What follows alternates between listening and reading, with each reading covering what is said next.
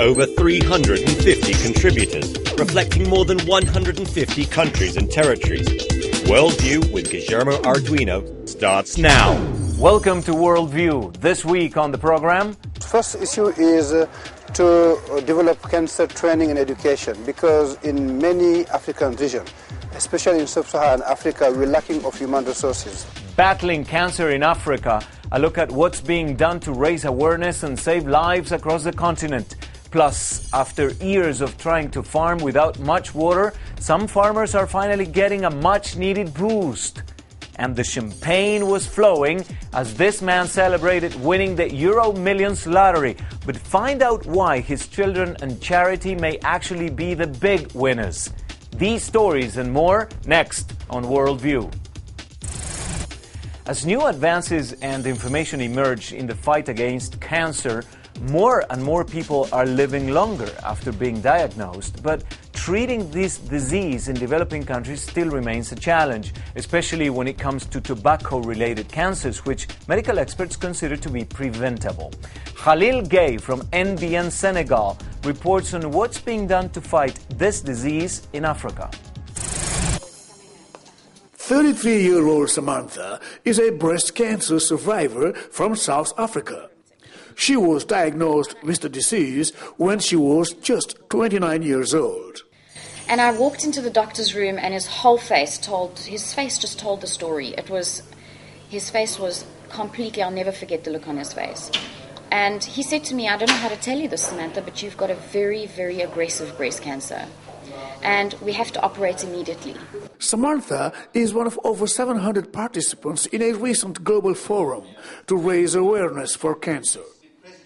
The meeting of the African Organization for Research and Training in Cancer, also called AORTIC, took place in the Tanzanian capital of Dar es Salaam.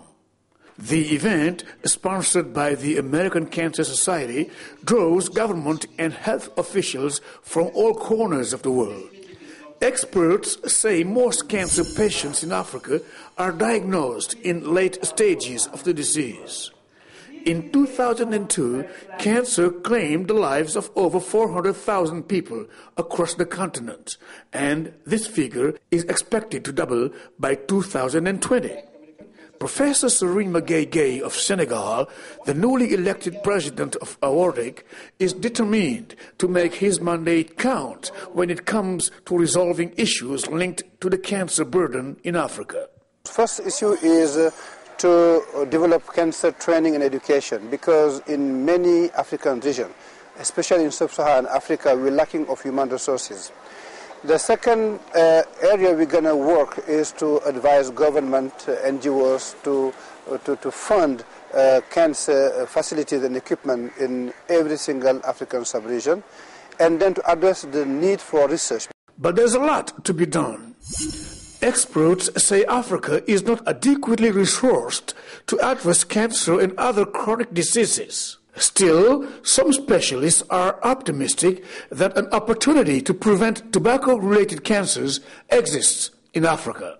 Today in Africa, between 3,000 and 5,000 people are going to have their first cell beginning to split and become a cancer because they use tobacco. We can prevent that from happening. That's what this conference has told us, and we have the means to do it. We know we can raise taxes, we can have smoke-free environments, we can help people stop smoking. Those are the things that we can do that will change the face of cancer in Africa. The thing that makes me get up in the morning. For her part, breast cancer survivor Samantha is crossing the continent on a mission to raise cancer awareness. If cancer is a harsh new reality in Africa, health experts say nations there will have to develop national cancer programs, offering wider access to standardized treatments such as chemotherapy, radiation, and surgery.